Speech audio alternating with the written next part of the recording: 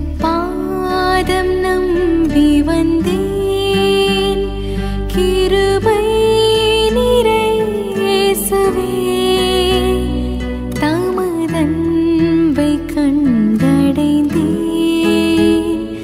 தேவ சமூகத்திலே திருப்பாதம் நம்பி வந்தேன் கிருபை நிறை இயேசுவே தமதன்பை கண்டடைந்தேன்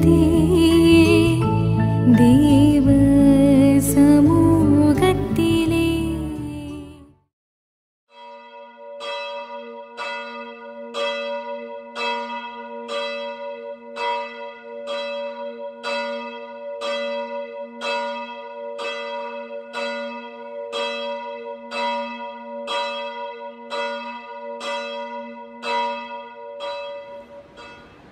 இந்த 5வது ஓய்வு நாள் காலை வேளை ஆராதனையிலே உங்கள் அனைவருக்கும் காலை வாழ்த்தை தெரிந்து கொள்கிறேன்.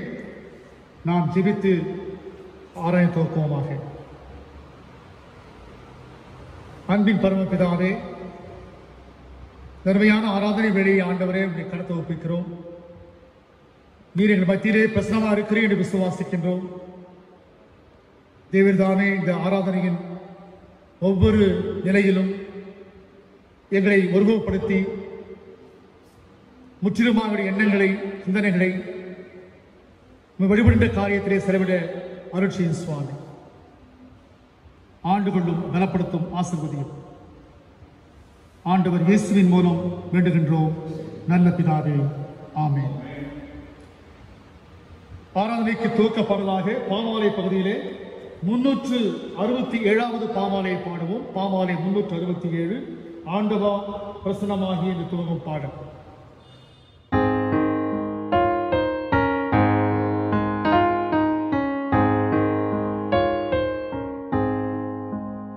ஆண்டவா பிரசன்னமாகி ஜீவனோதை உயிர்ப்பையும் ஆசை காட்டும் தாசர் மீது ஆசீர்வாதமுற்றிடும். அருள்வாரி எங்கள் பேரில் பருஷிக்கப்பனுவீர். ஆசையோடு நிற்கிறோமே ஆசீர்வாதமுற்றுவீர். ஆண்டவாமை பக்தர் செய்யும் வேண்டுகோளை கேட்கிறேன். அன்பின் சுவாலை எங்கள் நெஞ்சில் இன்று மூட்டி நிற்கிறீர். அருள்வாரி எங்கள் பேரில் பருஷிக்கப்பனுவீர். ஆசையோடு நிற்கிறோமே ஆசீர்வாதமுற்றுவீர்.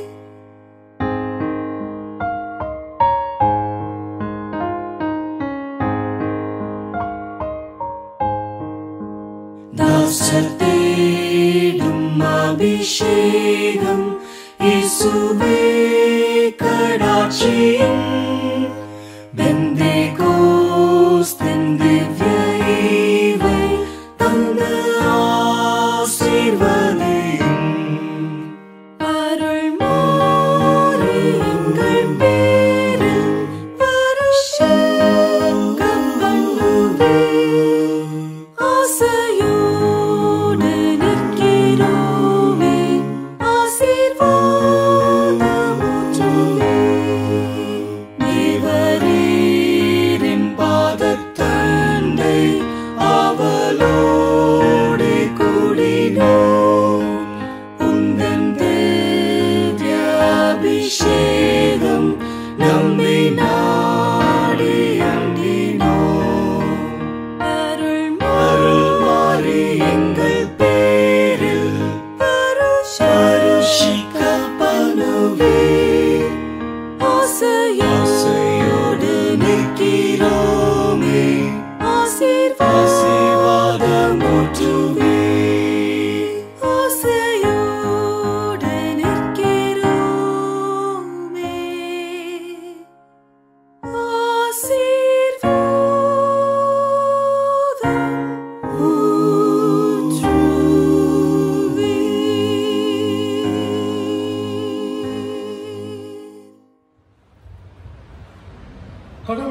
ஆவியாக இருக்கிறார்.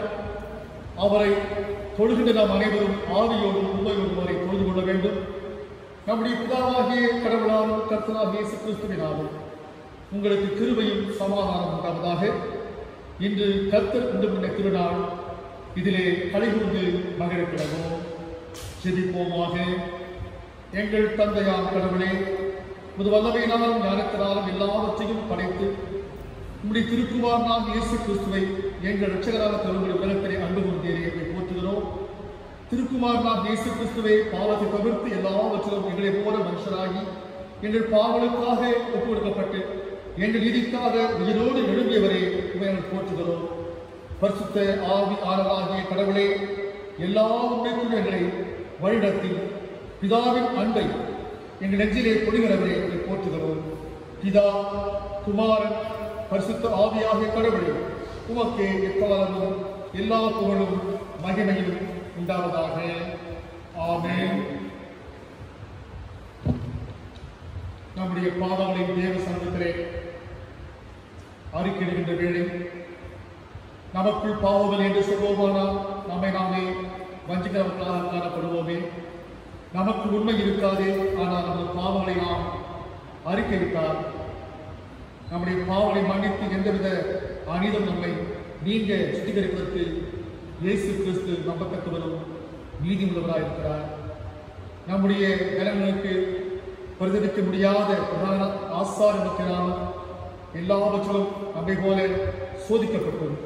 ஆனால் பாவமில்லாத பிரதான ஆசாரியரே நமக்கு இருக்கிறார். இத்தகைய வசனுடைய சிந்தனையோடு கூட நாம் நமது பாவங்களை தேவ சமூகத்தில் அறிக்கையிடுவோம். இரண்டாம் பாவ ஜெபத்தை நாம் அனைவரும் சேர்ந்து சொல்வோமாக. எங்கள் தந்தையாகிய கடவுளே, நினைவினாலும் வார்த்தையினாலும் செய்கையினாலும் உமக்கு விரோதமாக பாவம் செய்கிறோம். முழு மனதோடு நாங்கள் ஆண்டவரை நேசிக்கவில்லை. எங்கள் நன்மை கூறவில்லை. எங்கள் மேல் இரக்கமாயிருக்க உங்களை வேண்டுகிறோம். எங்கள் பாவ அழுகை நீக்கி சுத்திகரியும். எங்கள் குற்றங்களை புரியும். எங்கள் ஆண்டவர் இயேசு கிறிஸ்து மூலமாய் வேண்டுகிறோம் பிதாவே. ஆமென். சர்வ வல்லமையும் மிகுந்த இரக்கமுள்ள நமது ஆண்டவர் பாவ மன்னிப்பையும் பாவ நிவர்த்தியையும் நமக்கு கற்பித்தருளி நம் வாழ்க்கை செயல்படுவதற்கான காலத்தையும் நமது தூய ஆவின் கிருபையும் கேட்பதையும் கொடுப்பாராக. ஆமென். இந்த நாளின் தேவ செய்திக்காக ஆதரவாக கொள்ளப்பட்ட திருமறை பகுதி பரிசுத்த மத்தேயு எழுதிய சுவிசேஷம் 13ஆம் அதிகாரம் வசனங்கள் 31 முதல் 33 முடிய வாசிக்க கேட்போம். மத்தேயு 13ஆம் அதிகாரம் வசனங்கள் 31 முதல் 33 முடிய. வேறொரு உவமையை அவர்களுக்கு சொன்னார். பரலோக ராஜ்யம் கடுகுந்தைக்கு ஒப்பாயிருக்கிறது. அதை ஒரு மனுஷன் எடுத்து தன் இடத்தில் விதைத்தான். அது சகல விதைகளிலும் சிறிதாயிருந்தும் வளரும் போது சகல பூண்டுகளிலும் பெரிதாகி ஆகாயத்து பறவைகள் அதன் கிளைகளில் வந்து அடையத்தக்க மரமாக வென்றார். வேறொரு உவமையை அவளுக்கு சொன்னார். பரலோக ராஜ்யம் புளித்த மாவுக்கு ஒப்பாயிருக்கிறது.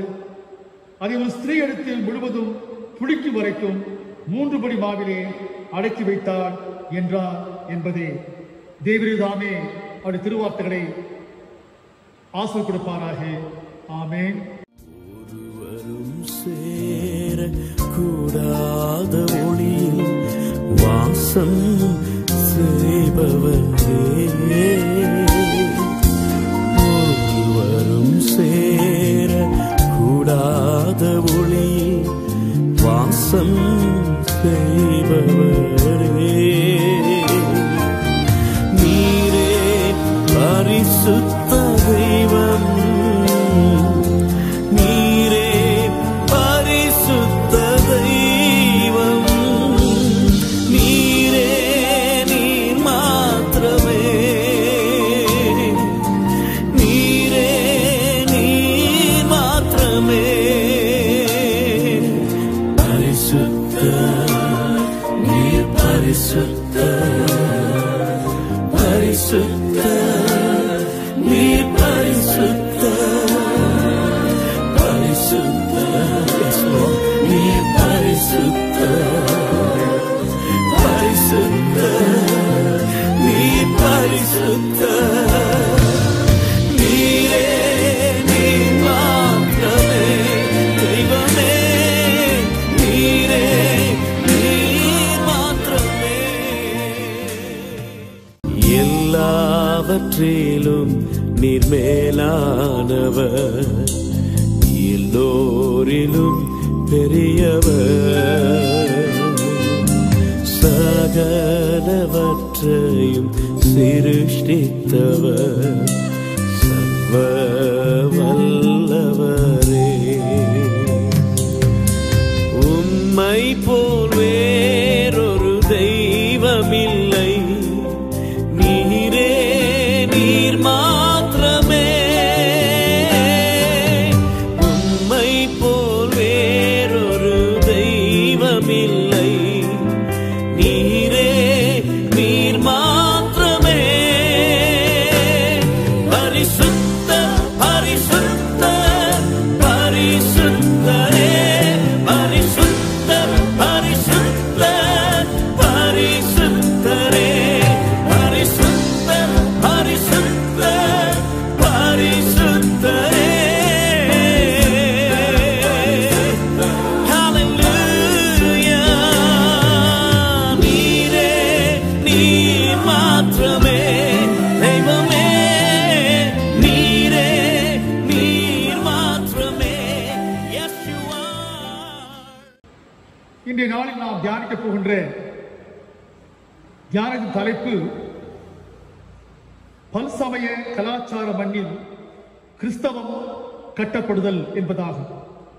பல்சமய கலாச்சார மண்ணில் கிறிஸ்தவம் கட்டப்படுதல் என்பதாகும்.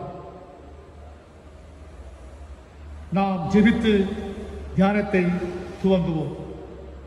பரமபிதாவே, உம்மை வெளிப்படுத்த உமது திருக்குமாரனை பாவ நிவாரண பலியாக செய்து உலகை மீட்ட தயவுக்காக நன்றி கூறுகிறோம். நீர் உமது பரமரட்சிப்பு திட்டத்தை சிலுவையில் கிறிஸ்து வழியாய் பொறித்திருக்கிறீர். அதை எங்கள் மனதிலும் பதித்திருக்கிறீர். நீர் எங்கள் மனதில் பதித்த உமது அன்பின் பிரவாகத்தை உம்மை அறியாதவர் அறிந்து ஏற்காதவருக்குள் ஊற்ற எங்களை ஆயத்தப்படுத்தி பயன்படுத்தும். மீட்பர் இயேசுவின் வழியாய் வேண்டுகிறோம் நல்ல பிதாவே, ஆமென். அன்பானவர்களே, பல சமயங்கள் நிறைந்த சூழலில் மெய்யான ஜீவனுள்ள தேவனை வெளிப்படுத்த நாம் நடமாடும் நிருபங்களாய் சாட்சிகளாய் மாற வேண்டும். நாம் பிறந்த மண்ணின் சூழலை உலக நாடுகள் உற்று கவனித்திருவதை நாம் அனைவரும் அறிவோம்.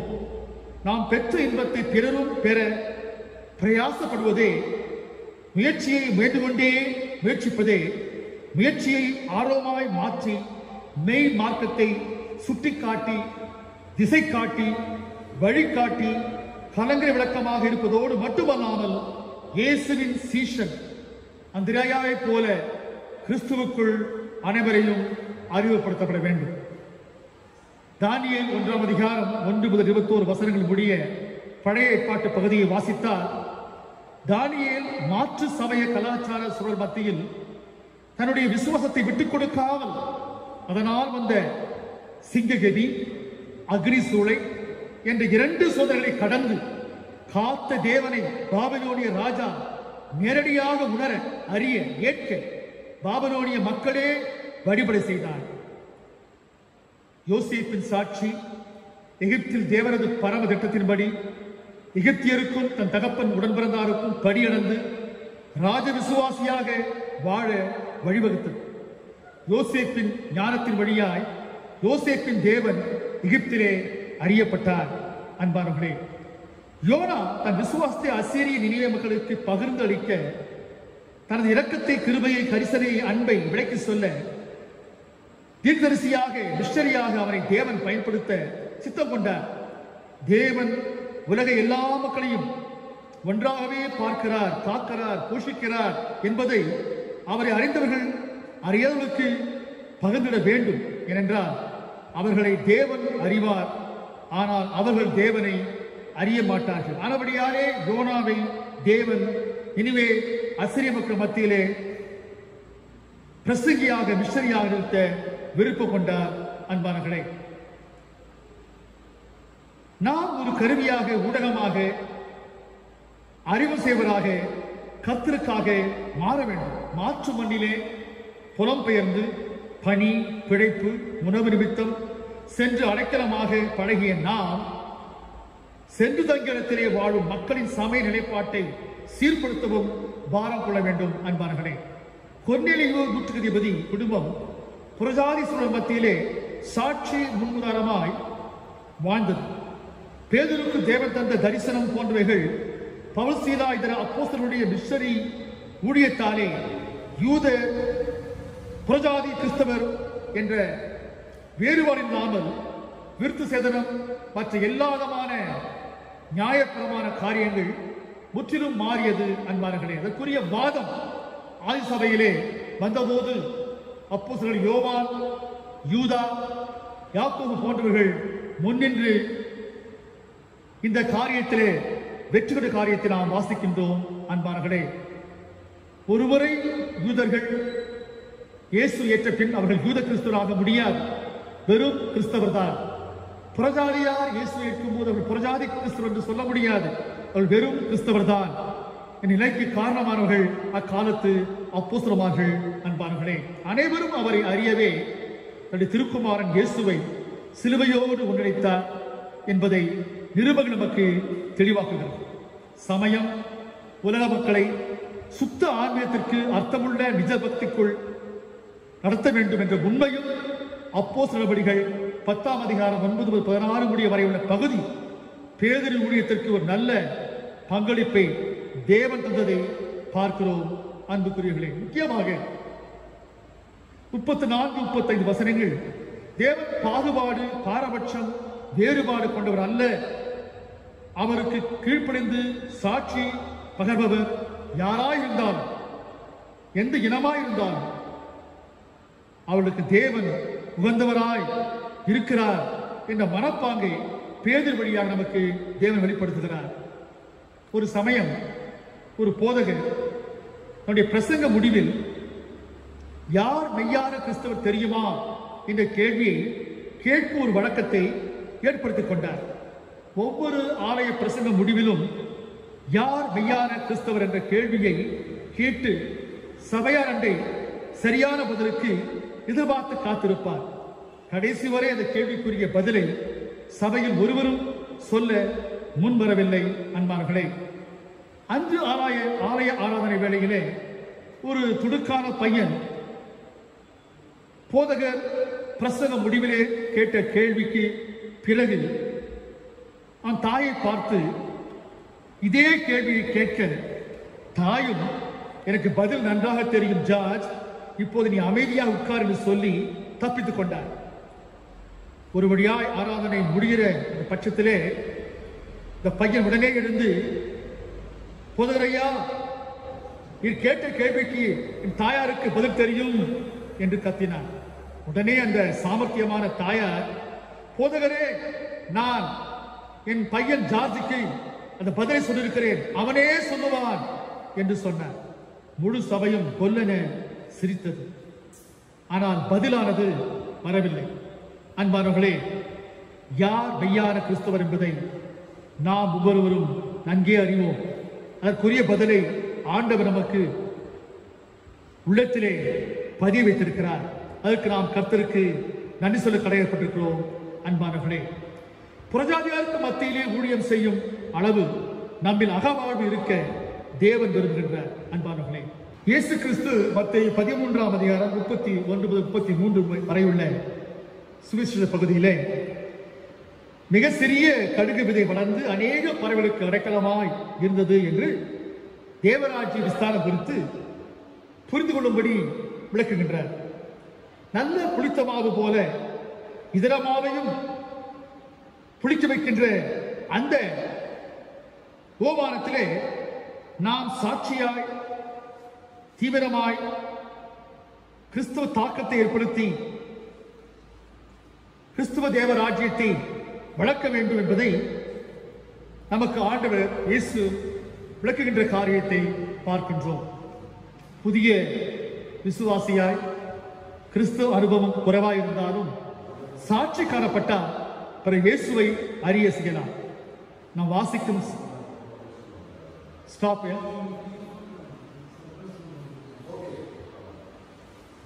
நாம் வாசிக்கும் புதிய விசுவாசியாய் கிறிஸ்துவ அனுபவம் குறைவாக இருந்தாலும் சாட்சி மட்டும் காணப்பட்டால் பிற தாராளமாக இயேசுவை அறிய செய்ய முடியும். பல்சமய சூழலானது இயேசு அறிவிக்க புதிய விசுவாசியாய் கிறிஸ்தவ அனுபவம் குறைவாய் இருந்தாலும் சாட்சி அதிகமாய் காணப்பட்டால் பிறர் யாராயினும் இயேசுவை அறிய செய்ய முடியும். பல்சமய சூழல் யாருக்கும் கிறிஸ்து இயேசுவை இரட்சகரை அறிவிக்க தடையாய் இருக்காது. அன்பானர்களே, நாம் வசிக்கும் சூழல் பல நம்பிக்கை கொண்டதாக இருந்தாலும் அன்பை விதைத்து ஒற்றுமையை நாட்டி சாட்சி பகர்ந்தால் பல நம்பிக்கை ஒரே நம்பிக்கையாக மாறும். அன்புக்குரியவர்களே, மத்திய 28ஆம் அதிகாரத்தை பார்க்கும்போது இந்த கடைசியிலே சாட்சியாய் மாற்றி புரிந்து நம் உள்ளத்தை மட்டுமல்ல காண்போர் உள்ளங்களின் தேவன் ஆள சீஷர்மார்களாய் செல்லுங்கள், நான் சதா காலமும் உன்னோடு இருக்கிறேன் என்று இயேசு சொன்ன காரியத்தை வாசிக்கின்றோம். இந்த பகுதி நம்மை அதிகமாய் பல்சமய சூழல் மத்தியிலே கிறிஸ்து இயேசுவை சொல்ல உற்சாகப்படுத்துகிறது. அன்பானர்களே, தேவன் தாமே அவரது திருவார்த்தைகளை ஆசீர்வதித்து ஆத்துவ பாரத்தை பல்சமய சூழல் மத்தியில் நமக்கு அளிப்பாராக. ஆமென். ஜெபிப்போம்.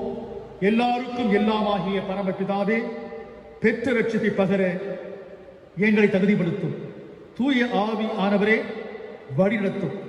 இயேசு வழியாய் வேண்டுகிறோம் எங்கள் நல்ல பிதாவே. ஆமென். நாம் அனைவரும் எழுந்தவாறு அப்போஸ்தல விசுவாச பிரமாணத்தை சேர்ந்து சொல்வோமாக. அப்போஸ்தல விசுவாச பிரமாணம். வானத்தையும் பூமியையும் படைத்த சர்வ வல்லமையுள்ள பிதாவாகிய தேவனை விசுவாசிக்கிறேன். அவருடைய ஒரே குமாரனாகிய இயேசு கிறிஸ்துவை விசுவாசிக்கிறேன். அவர் பரிசுத்த ஆவியினாலே கன்னிகையில் பிறந்தார். முந்தின காலத்தில் பாடுபட்டு சிலுவையில் மரித்து அடக்கப்பட்டு பாதாளத்தில் இறங்கினார். 3ஆம் நாள் மரித்தோரிலிருந்து எழுந்தருளினார். பரலோகத்துக்கு ஏறி சர்வ வல்லமையுள்ள பிதாவாகிய தேவன் வழியை பார்த்துவிட்டிருக்கிறார். அவர் எழுந்தருளும் வழிவரையும் நியாயத்திற்கு வருவார். பரிசுத்த ஆவியை விசுவாசிக்கிறேன். பொதுவாக பரிசுத்தரையும் பரிசுத்தமாகிய ஐக்கியம் பாவ மன்னிப்பும் சரீர உயிர்த்தெழுதலும் நித்திய ஜீவனும் உண்டு விசுவாசிக்கிறேன். ஆமென். சபையார் அமர்ந்திருக்கிற பொழுதே ஜெபம் செய்வோமாக. அன்பின் பரமபிதாவே, தர்மையான வேலையுடைய கணக்கில் ஒப்படைக்கிறோம்ப்பா. நாங்கள் வாழ்கின்ற அநீதியான இந்த காலநிலையிலே உலக மக்களே இவ்வாறு உள்ள சூழ்நிலை மத்தியிலே சிரமப்படும் கால மத்தியிலே மேலுமாக கொரோனா என்ற தொற்றிலே நாங்கள் எதிர்நீச்சல் போடுகின்ற ஒரு சூழ்நிலை மத்தியிலே ஒருவரே எங்களுக்கு எல்லாவற்றுக்கும் எல்லாமா இருக்கிற ஸ்தோத்திரம். நாங்கள் தேவ செய்தியை கேட்பது மட்டுமல்ல, நாங்கள் எப்பொழுதும் பிறரும் மகிழ்ச்சியோடு வாழ ஜெபிக்கவில்லாக இருக்கைகளை காத்திருக்கும்படி கெஞ்சி வந்தார்கள். எங்கள் திருச்சபை ஒவ்வொரு குடும்பத்தின் ஒவ்வொரு அங்கத்திலும் தனித்தனியாய் பேராய் ஆசிர்வதியும். இந்த வாரத்தின் பிறகு நாளையும் விவாக நாளையும் கொண்டாடும் அன்பர்களை ஆசிர்வதித்து காத்துக்கொள்ளும். இந்த ஆண்டில் அவர்கள் அதிகமான நன்மைகளை பெற்று எல்லா சூழ்நிலை மக்கள் நமக்கு சாட்சியாய் பிரகாசிக்க சுகத்தோடு பலத்தோடு வாழ திருவை செய்யும். அன்பின் ஆண்டவரே, இந்த அன்பு பேராமாவுக்காகவும் அவர்களுக்கு பணியாற்றுகின்ற ஆயர்கள், மிஷனரிமார்கள், லேபிஷமார்களுக்காகவும் ஒவ்வொரு துறையின் இயக்கங்களுக்காகவும் ஜெபிக்கிறோம். எல்லா ஊழியர்கள், எல்லா சக மக்களுக்காக ஜெபிக்கிறோம். சுவாமி, அன்பின் பரமபிதாவே, திருச்சபையில் செயலர் பொருள் கமிட்டியாளர்களுக்காகவும் ஆலய பணியாற்றுவதற்காகவும் லேபிஷத்துவதற்காகவும் அதிகமாக ஜெபிக்கிறோம்.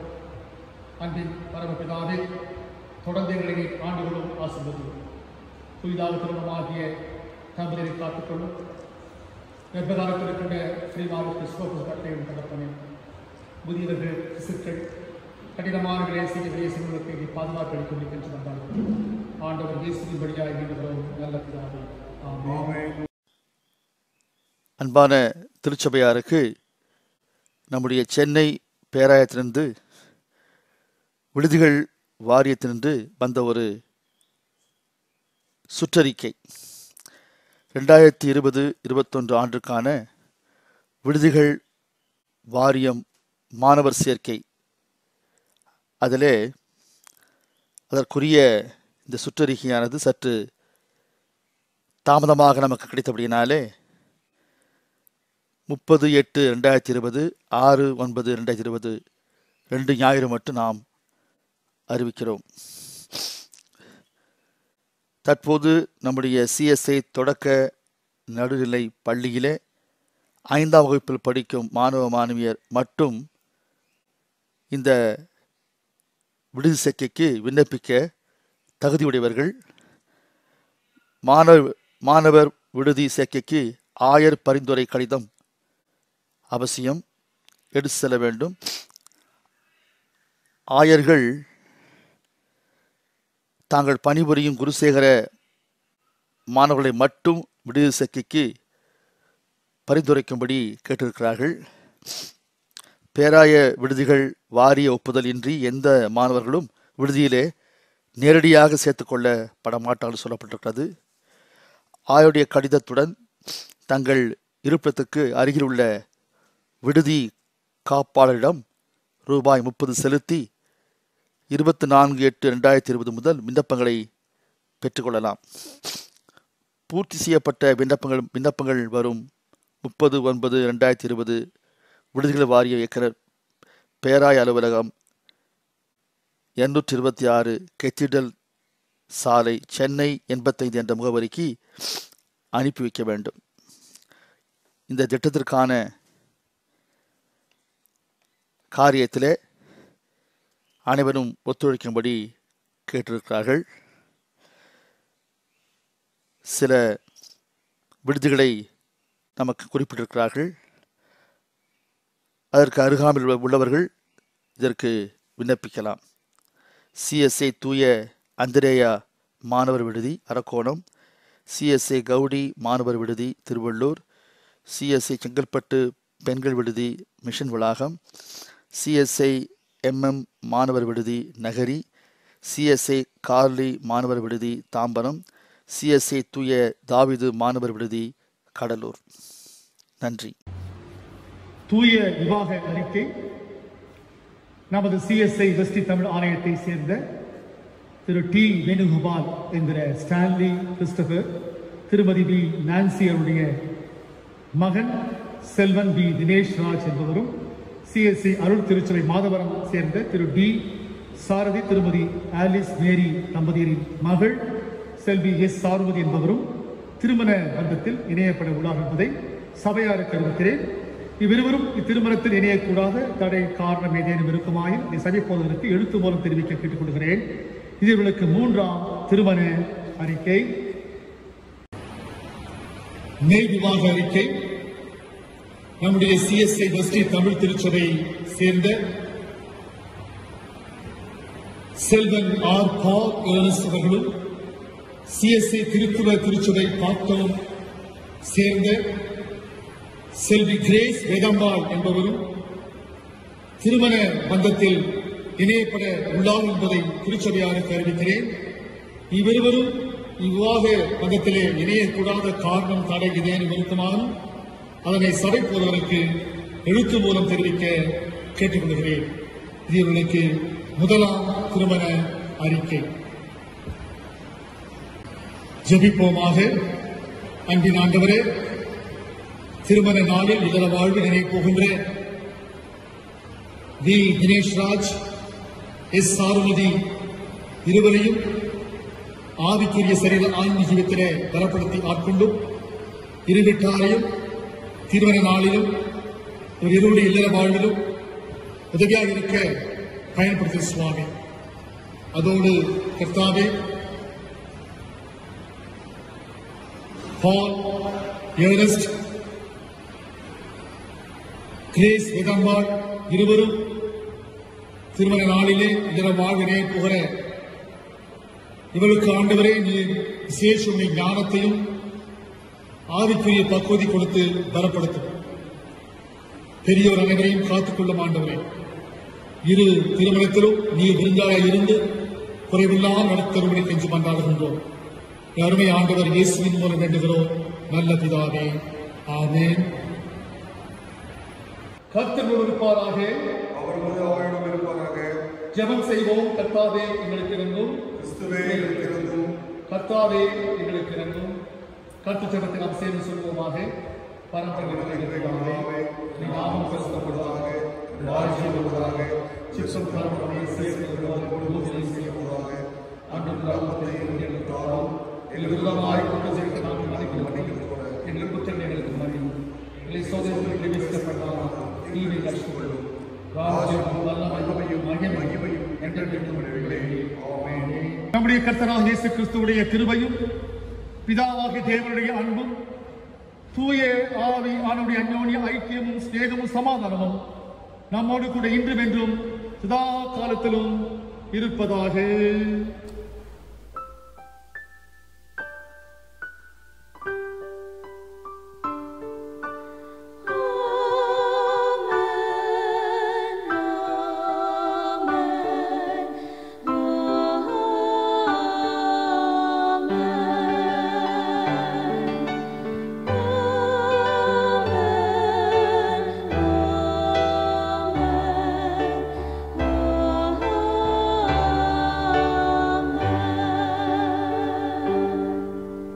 இன்றைய ஆராதனை முடிவாக நாம் அனைவரும் பாமாலை பகுதியில் 261வது பாமாலை பாடுவோம். எல்லாருக்குமா உன்னதர் என்ற பாடல்.